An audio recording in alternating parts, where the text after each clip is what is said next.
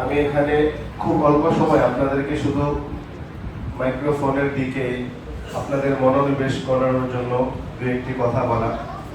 আমাদের এখানে আলহামদুলিল্লাহ আমাদের বাংলাদেশের সকলের সুপরিচিত মুখ পরিচিত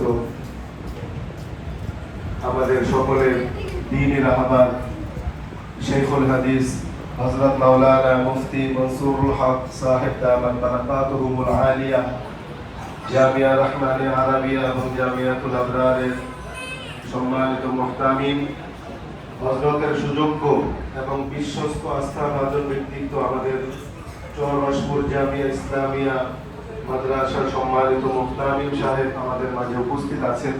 উনি আমাদের সামনে আজকে গুরুত্বপূর্ণ কিছু কথা বলবেন।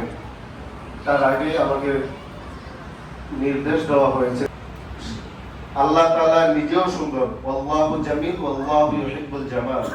আল্লাহ তাআলা নিজেও সুন্দর, সৌন্দর্যকে আল্লাহ তাআলা পছন্দ করেন। রাসূল সাল্লাল্লাহু আলাইহি ওয়াসাল্লাম নিজেও উম্মতকে সুন্দর থাকতে বলেছেন, পরিচ্ছন্ন থাকতে বলেছেন, আশপাশ পরিষ্কার পরিচ্ছন্ন রাখতে বলেছেন। আল্লাহ তাআলা আমাদেরকে সুন্দর এক পরিবেশ, তাও কেমন সুন্দর পরিবেশ, যেই পরিবেশে মানুষ একত্রিত হয় তার রবকে স্মরণ করার জন্য, যেই পরিবেশে মানুষ একত্রিত হয় তার অন্তরের সমস্ত দুঃখ দুর্দশার কথা তার রবের কাছে বলার জন্য, যেই পরিবেশে মানুষ একত্রিত হয় তার রবকে ডাকার জন্য, রবকে স্মরণ করার জন্য, রবের কাছে চাওয়ার জন্য, রবের কাছে নতজানু হয়ে নিজের সমস্ত বরত্ব রবের সামনে মাটি করে দেওয়ার জন্য, বিলীন করে দেওয়ার জন্য, যেই পরিবেশে যে জায়গায় আমরা একত্রিত হই, এমন সুন্দর এক পরিবেশ আমাদের জন্য মহল্লাবাসী তৈরি করে দিয়েছেন।